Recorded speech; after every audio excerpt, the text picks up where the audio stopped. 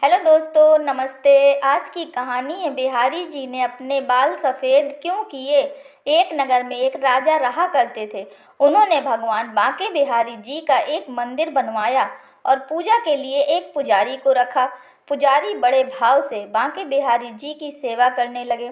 भगवान की पूजा अर्चना करते पुजारी की उम्र बीत गई।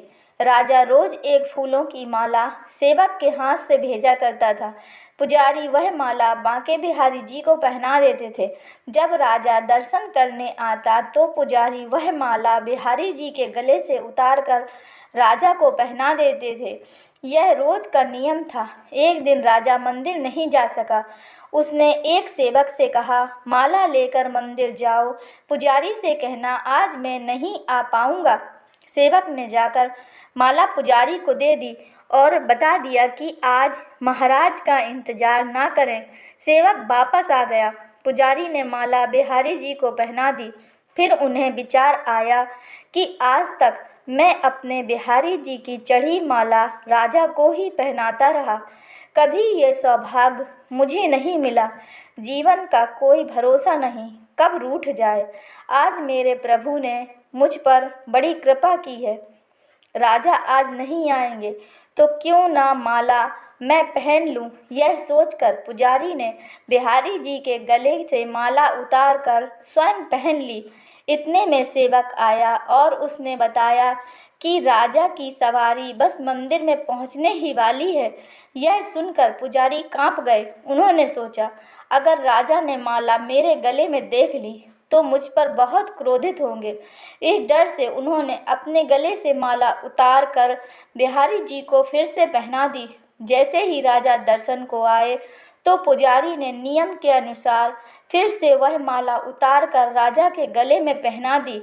लेकिन जब पुजारी राजा को माला पहना रहे थे तभी राजा को माला में एक सफ़ेद बाल दिखा। राजा को सारी बात समझ में आ गई कि पुजारी ने माला स्वयं पहन ली थी और फिर निकाल कर वापस डाल दी होगी। पुजारी ने मेरे साथ छल किया। यह सोचकर राजा को बहुत गुस्सा आया। उसने पुजारी जी से पूछा, पुजारी जी, यह सफ़ेद बाल किसका है। पुजारी को लगा कि अगर सच बोलता हूँ तो राजा दंड दे देंगे। इसीलिए पुजारी ने कहा, महाराज, यह सफ़ेद बाल तो बिहारी जी का है।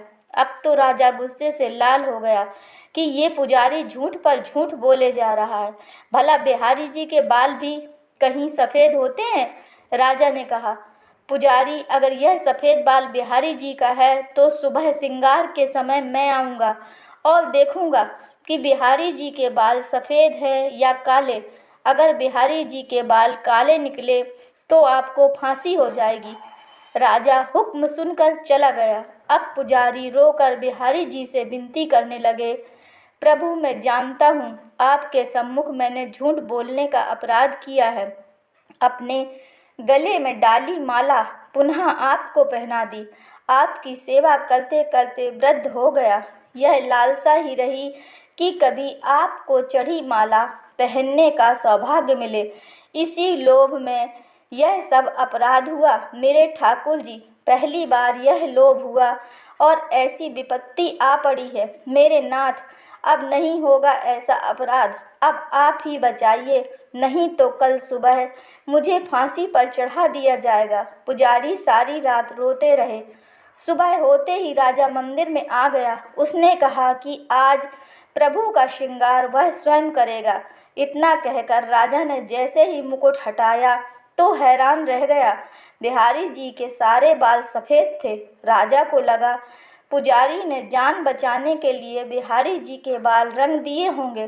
गुस्से से तमतमाते हुए उसने बाल की जांच करनी चाही। बाल असली है या नकली, यह समझने के लिए उसने जैसे ही बिहारी जी के बाल तोड़े, बिहारी जी के सिर से खून की धार बहने लगी।